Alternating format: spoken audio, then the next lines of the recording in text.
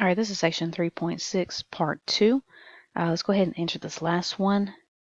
So since we've got two absolute values and they're on either side, what we're going to do is 2x minus 1 is equal to 4x plus 9, or 2x minus 1 is equal to the negative version of that entire thing, 4x plus 9.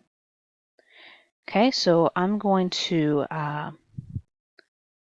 we'll subtract 4x from both sides. So now we have negative 2x minus 1 is equal to 9. Add 1 to both sides. Negative 2x is equal to 10.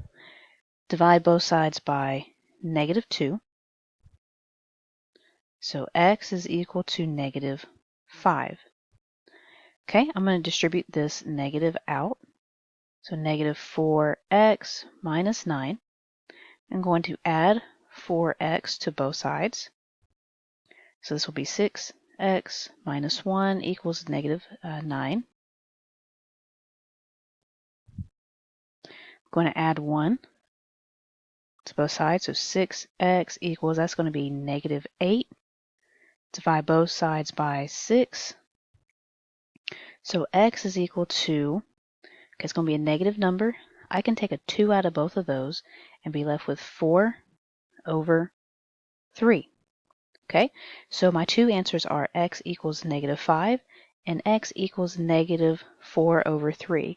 And you can plug these back into the original problem right here, and they'll both come out to true statements.